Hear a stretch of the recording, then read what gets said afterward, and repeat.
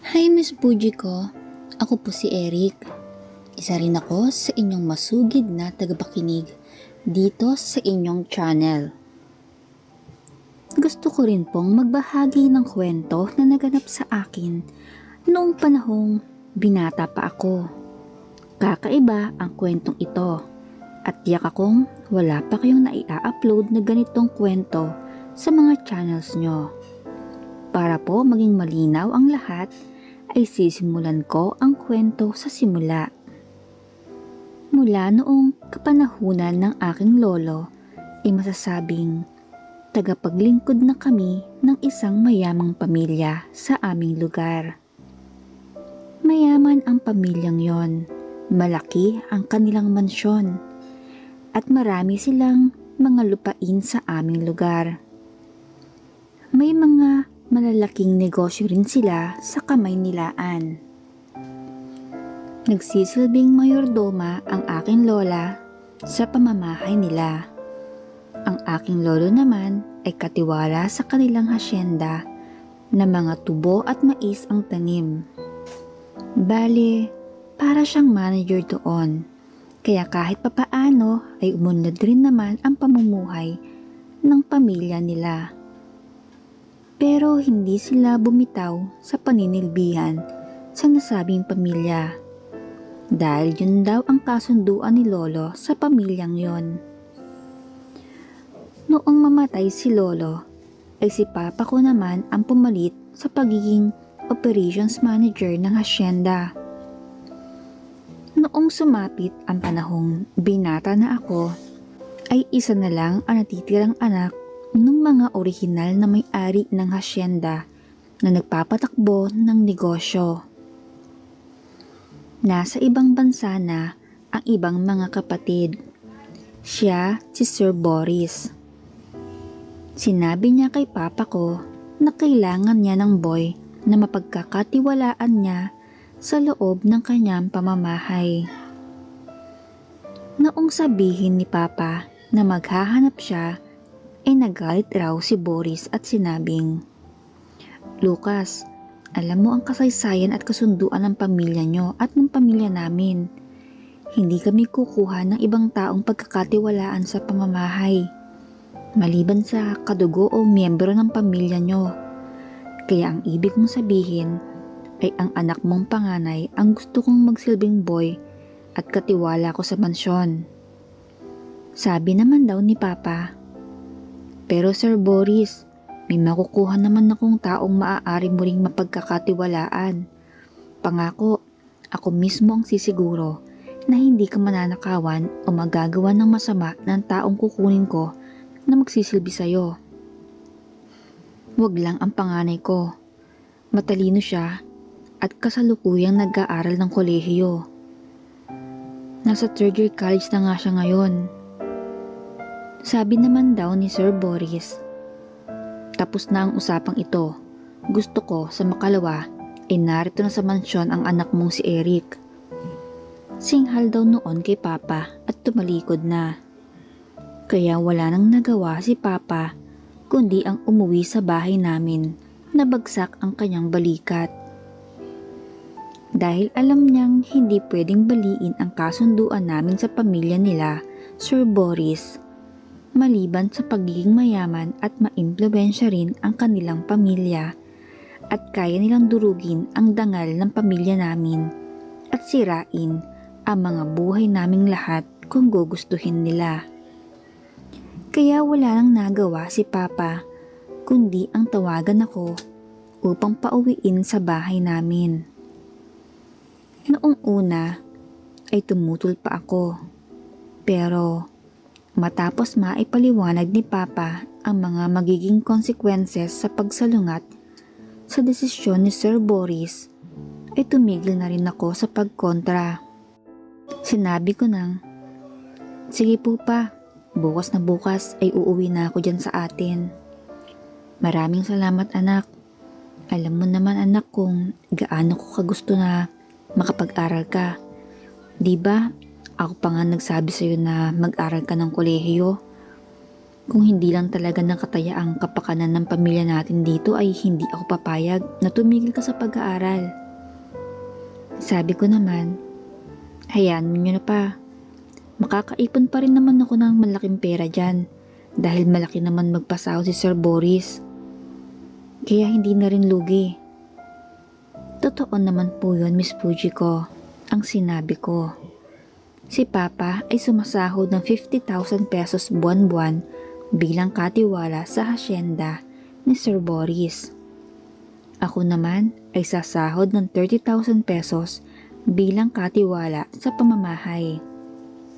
Bale, para akong mayordoma. Kaso dahil sa mag-isa lang si Sir Boris sa bahay na yon, kaya kaunti lang ang hawak kong katulong. Bali, isang hardinero na siyang tagalinis ng buong bahay at tagalinis ng swimming pool at hardin. Tapos isang matandang babae na siya namang tagaluto ng pagkain. Pinapauwi rin sila ng alas 6 ng gabi dahil ayaw ni Sir Boris na may ibang tao sa pamamahay niya habang siya ay natutulog.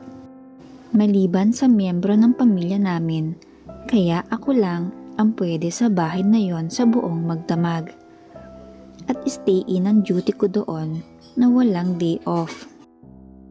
Maliban sa walang day off, ay wala na rin akong mairereklamo pa dahil libre ako sa lahat ng kailangan ko doon.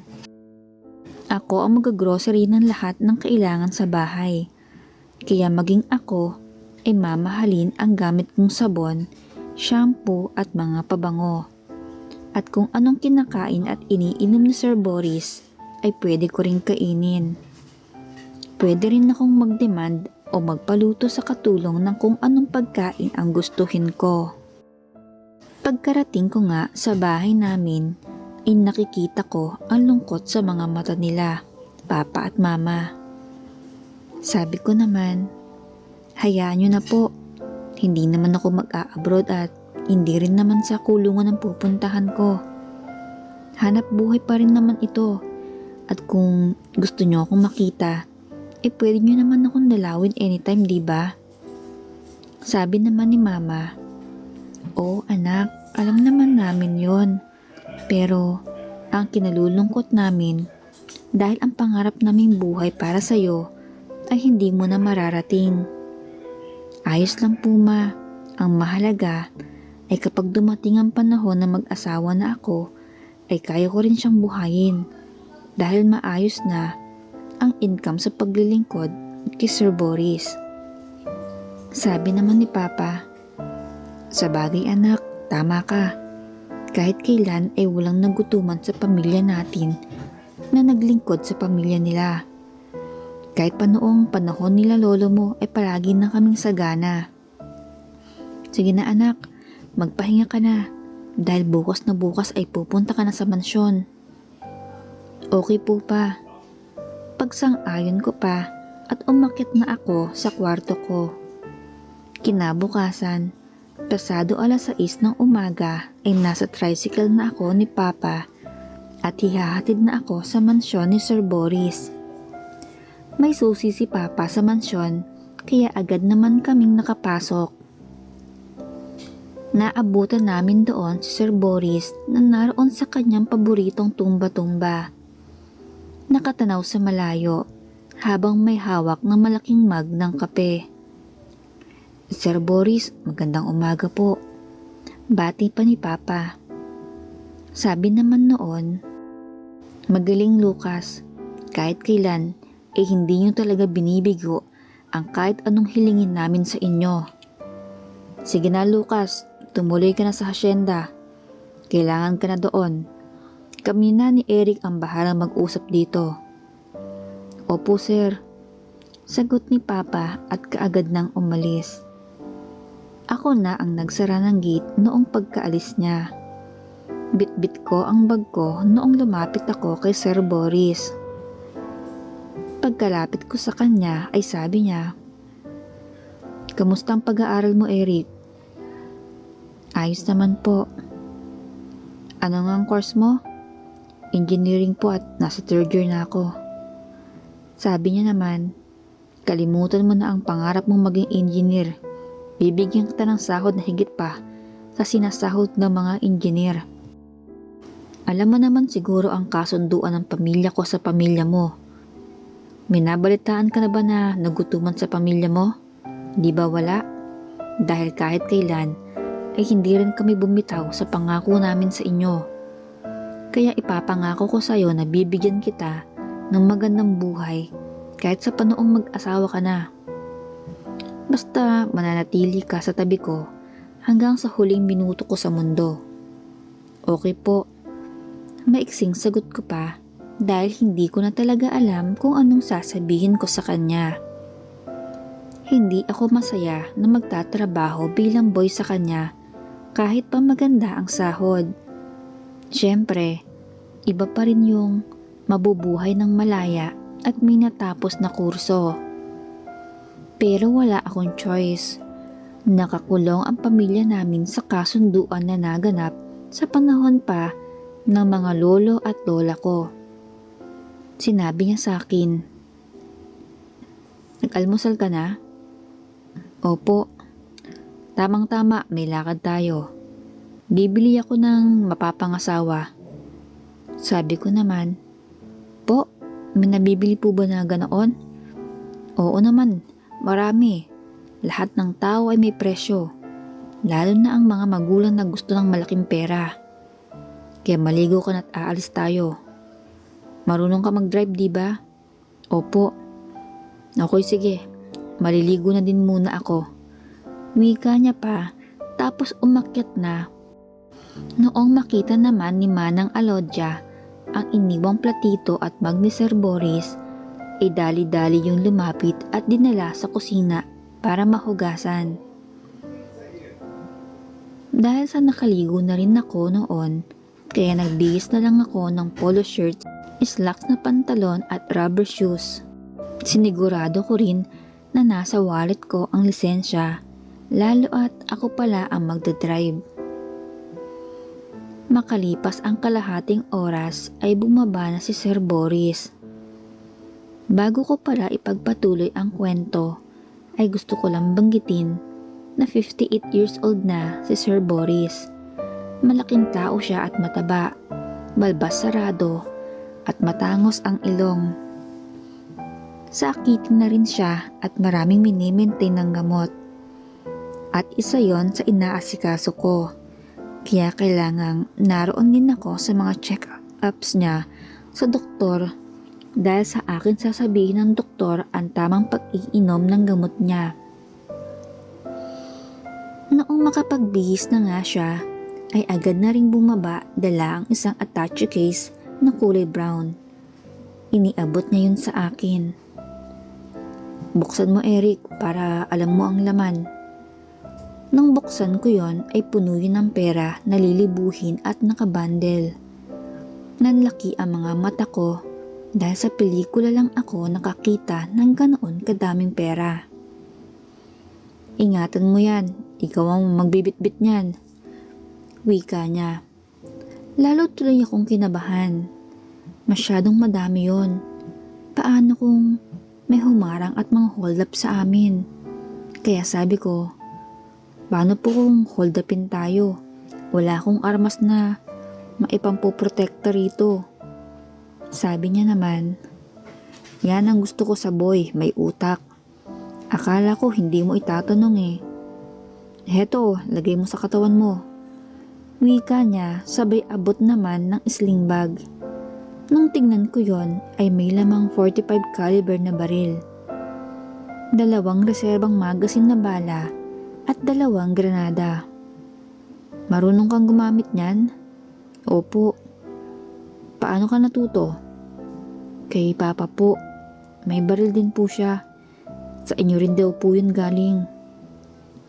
Nag-practice niya ako dahil baka dumating daw ang araw na gawin niyo akong bodyguard.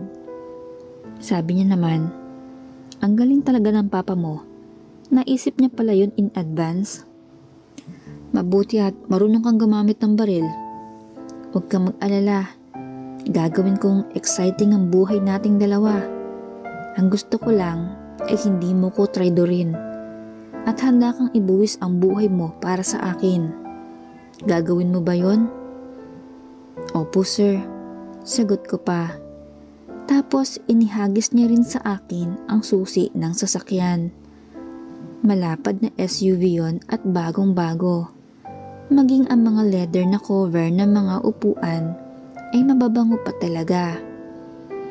Agad naman pumesto sa gate ang hardinero na si Buboy at binuksan ng malaki ang gate dahil nakita niyang aalis kami. Pagkaalis namin ng mansyon ay bumiyahe kami papunta sa isang hotel. Dala ko ang attache case na puno ng pera at yung sling bag na may baril. Agad naman kaming sinalubong noong nasa katamtamang edad na lalaki na may nakalagay na manager na sa nameplate. Tapos, dinala kami sa 9th floor. Pagkapasok namin doon ay umupo kami sa isang napakagandang sofa. Hindi na muna ako nagtanong, baka magalit si Sir Boris sa akin kung magtatanong ako. Sabi niya, alam mo ba kung anong gagawin natin dito? Hindi sir. Magpapamassage tayo dito. Aka na yung pera at sling bag. May safety box ako dito. Halika. Sumunod ka dito sa kwarto at ituturo ko sa'yo. Pagkarating namin doon ay may tinanggal siyang painting sa dingding. Tapos sa likod noon ay may malaking safety box. Doon niya ipinasok ang pera at baril, tsaka isinara. Lumapit naman sa akin at ibinulong ang number combination noong lock. Tumangu-tangu lang ako at tinandaan yon. Saka kami bumalik sa pinakasala noong unit. Ilang saglit pa ay nagsipasok na ang 10 mga magagandang dalaga na lahat nakaroba. Tapos pumila sa harapan namin. Nasa hulihan yon ng manager. Ang sabi noon, ano pang hinihintay nyo? Bilisan nyo na para makapili na sila. Nanlaki ang mga mata ko noong lumaglag sa sahig ang mga roba at wala nang natira. Sabi ni Sir Boris, Eric, pumili ka. Magpapamasahe tayo dito ng 2 oras bago tayo pupunta sa lakad natin. Sabi ko naman, Sir, ayos lang po sa akin kahit kayo na lang. Willing naman ako maghintay. Sabi niya naman, tinatanong ko ba kung gusto mo o ayaw mo? Ang sabi ko lang diba ay pumili ka ng para sa'yo. Wika niya na tila ba nanilisik ang mga mata. Kaya natakot ako. Agad akong tumingin sa mga nakapila sa harapan namin. Sabay turo sa isa. Yun po sir, pwede na sa akin yun. Good choice bata, pumili ka pa ng isa para 2 mag-aasikaso sa'yo. Po? Gulat kong tanong. Ang sabi ko, pumili ka pa ng isa para 2. Okay po. Yung katabi niya. Okay sige manager, yan ang para sa bata ko. Ito namang 3 ang sa akin. Wika pa ni Sir Boris. Agad namang pinaalis ng manager yung mga hindi napili. Tumayo na si Sir Boris at pumunta sa isang kwarto kasama ang 3 babae. Ako naman ay inilalayan na ng 2. Pagkarating doon sa silid ay sabi ko sa 2 dalaga, mga miss, wag niyo na ako imasahe. Magkwentuhan na lang tayo tapos mamaya sabihin niyo na lang sa manager niyo na inasikaso niyo ako para hindi kayo mapagalitan. Bayad pa rin naman kayo noon, di ba? Sabi naman noong isang babae, naku sir, hindi po pwede. May mga CCTV sa lahat ng kanto ng unit na to. Kahit dito sa kwarto, maraming hidden camera. Kapag hindi po namin nagawa ang aming trabaho, ay matatanggal kami sa trabaho at manganganib ang buhay namin. At ng aming pamilya. Parang awa nyo na sir. Hayaan nyo nang gawin namin ang trabaho namin. Sige na po. Wika noong 2 magagandang dalaga na umiiyak. Nakaramdam ako ng awa sa kanila. Naisip ko na pareho lang kami ng sitwasyon. Ginagawa ang trabaho ng sapilitan alang-alang sa kaligtasan ng pamilya. Wala naman akong nagawa kundi hayaan silang gawin ang kanilang trabaho. 1 oras mahigit na masahe at yung natirang kalahating oras ay ibang bagay na. Noong makatapos ay dinala nila ako sa banyo at pinaliguan. Para akong hari na may tagasilbi. Makailang ulit akong sinabunan at ginamitan ng scrub, saka tinuyo at ginamitan ng hairdryer ang buhok para matuyo agad. Masasabi kong sobrang nag-enjoy na rin ako sa ganoong serbisyo. Hindi ko akalaing may ganoon pala. Noong makatapos ay dinila na nila ako sa pinakasala ng unit at may nakahanda na doon na masarap na pagkain. Sinabi nilang kumain daw ako dahil sa tapos na ang duty nila sa akin. Kailangan na nilang mag-report sa office sa ibaba. Tapos iniwan na nila ako. Ilang saglit pa ay nakita kong lumabas na din si Sir Boris. Malawak ang ngiti niya. Tapos pagkalapit sa mga pagkain ay agad kumuha ng mga malalaking sugpo. Wala nang balat ang mga yon. Puro laman na lang talaga. Kaya hindi na messy kainin. Tapos 2 malalaking slice ng lechon belly at wine ang kinuha niya. Sabay subo ng malalaki. Para siyang halimaw kung kumain ng malalaking tipak ng karne. Tapos doon sa sugpo, tigda 2 piraso bawat subo. Pakiramdam ko ay ako ang nahilo sa kanya. Alam kong low blood ako, pero sa panonood ko lang sa kanya habang kumakain ay tila nagkakaalta presyon na ako. Nakita niya naman akong nakatingin sa kanya. Ayaw mo ba ng ganyang pagkain, Eric? Sabi ko naman, hindi naman sa ayaw, sir. Wala lang akong ganang kumain. Wala pa pong 12:00 eh. Tapos nag-almusal naman ako kanina sa bahay. Kape, gusto mo? Okay lang po. Dinampot niya ang telepono. Sabay-sabing, ipagdala niyo kami rito ng kape, yung brewed coffee ha. Tapos yung 3 klase ng cake na paborito ko. Agad na niya yung binaba matapos yung sabihin. Ilang saglit pa ay pumasok na ang manager. Dala ang cart kung saan naroon ang mga cake at kape na nasa glass pitcher.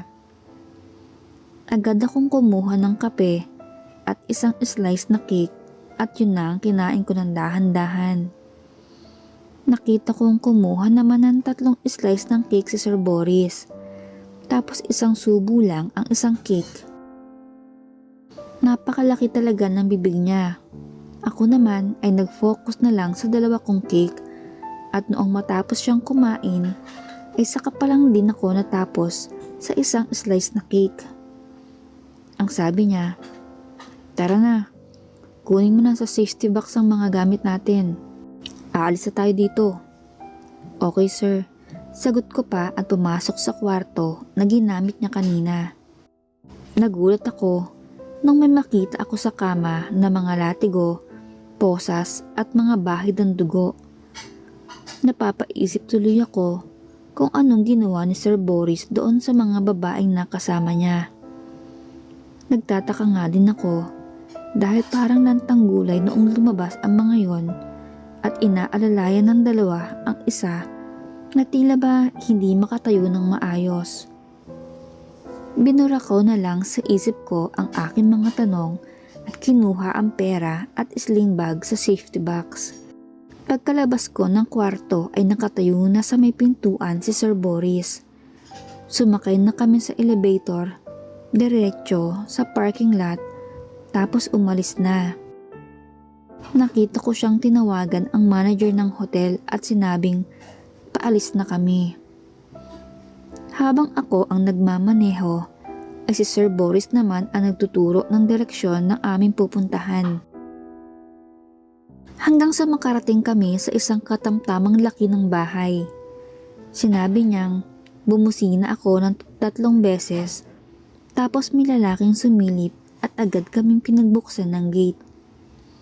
Sabi ni Sir Boris, "Ipasok mo sa loob ang sasakyan." Kaya sinunod ko agad.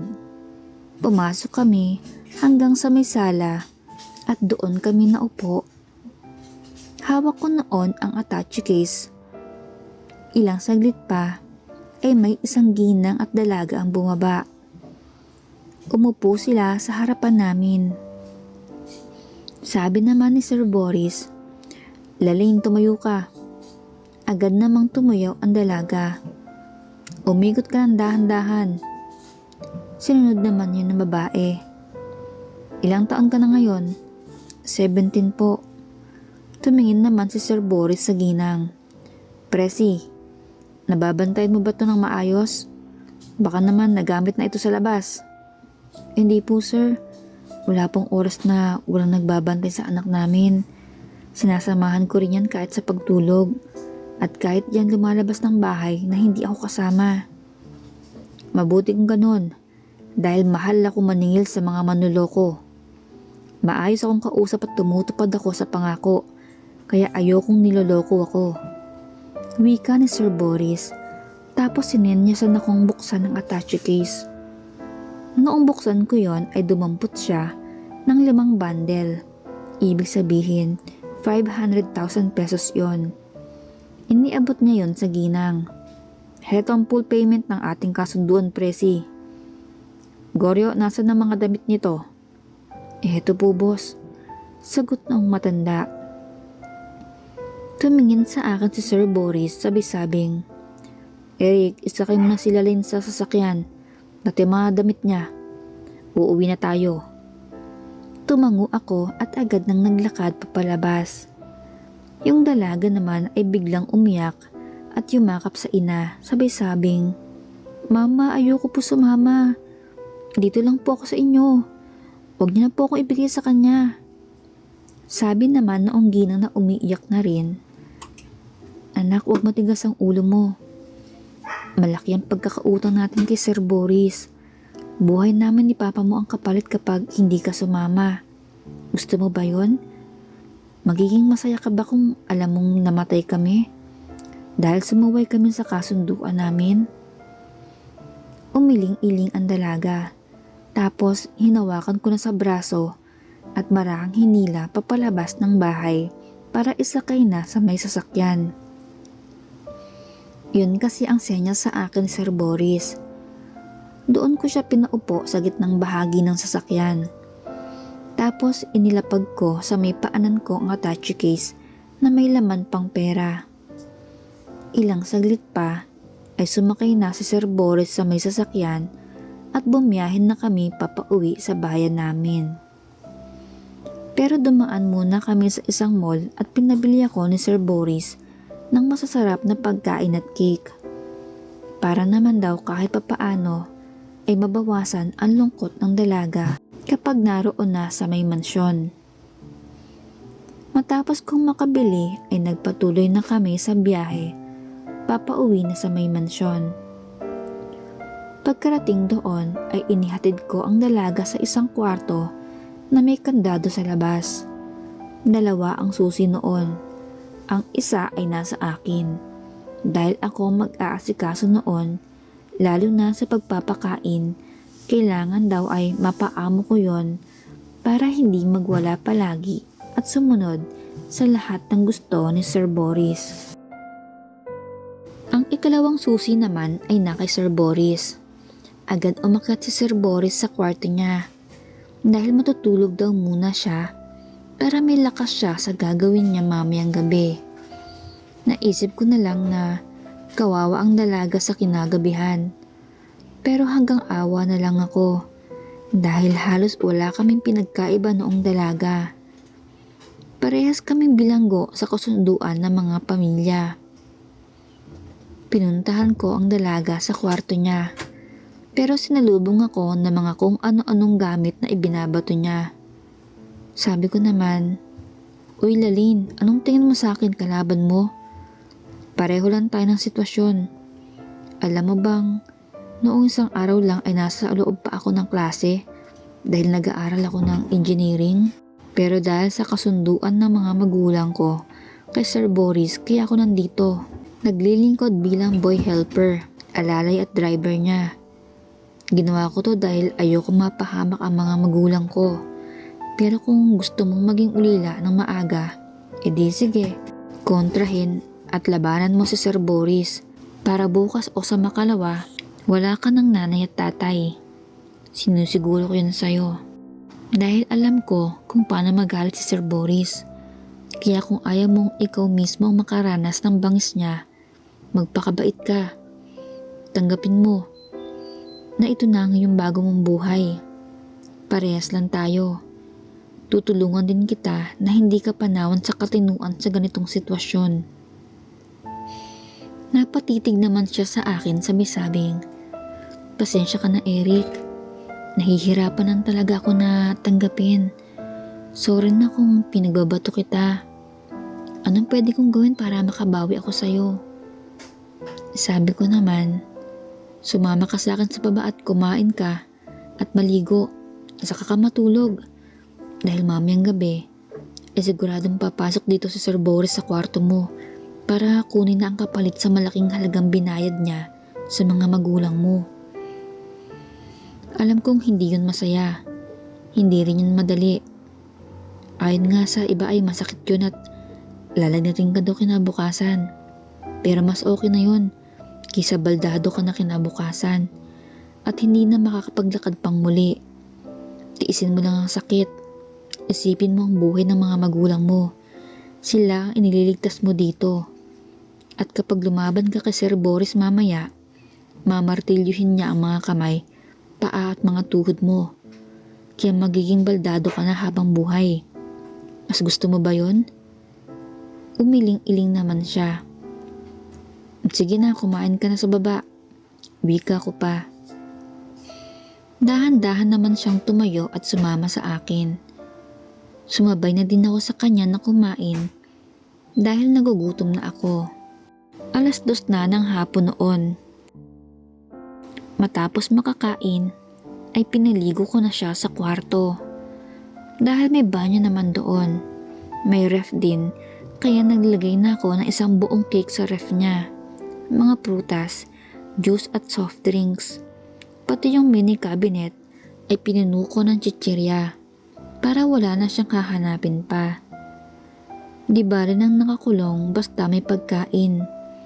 Yun ang sinabi ko sa kanya at sinabi ko rin na kung may kailangan siyang ipabili ay sabihin niya lang sa akin at ako ang bibili sa labas.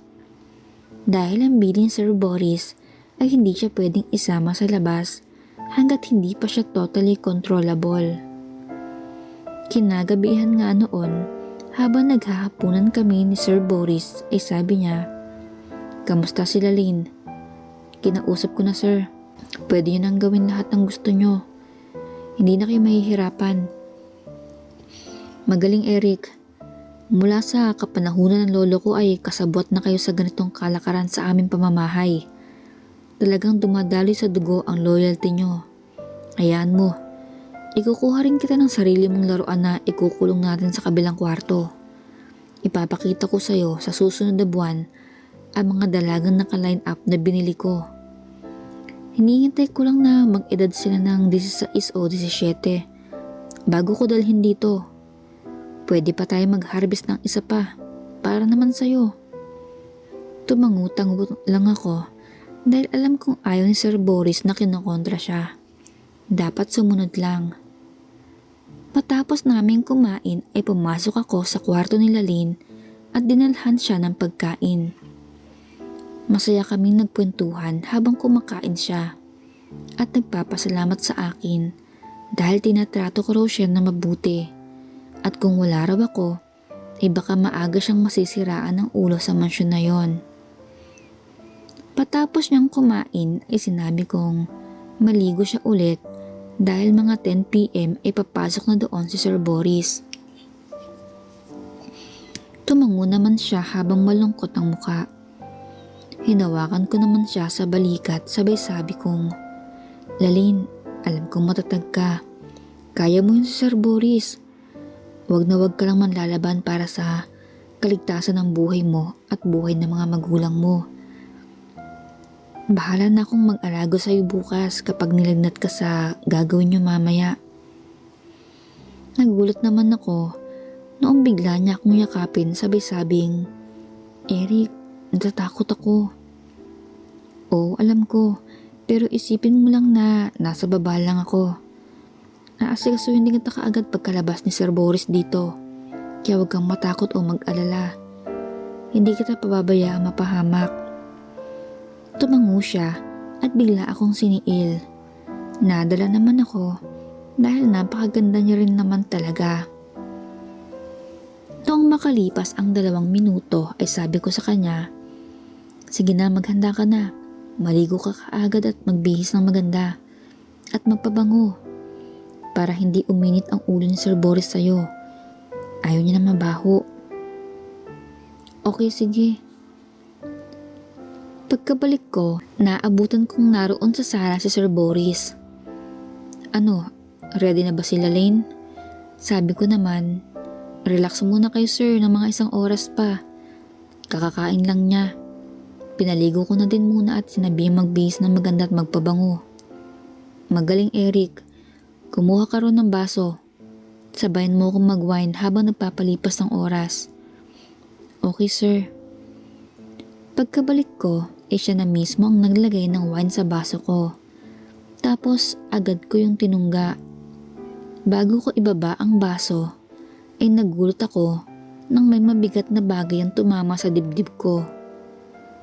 Nung tignan ko yon ay pera na lilibuhin, 1 bundle.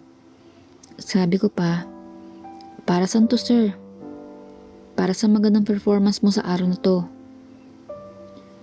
Unang araw mo pa lang pinabilib mo na ako kaagad. Nakikita ko ang katapatan ni papa mo dati. Ganyan din ang katapat si papa mo noon sa aking ama. Alam niya rin ang mga ganitong bagay. Nagulat ako dahil kahit minsan ay walang nabanggit na ganoon sa amin si papa.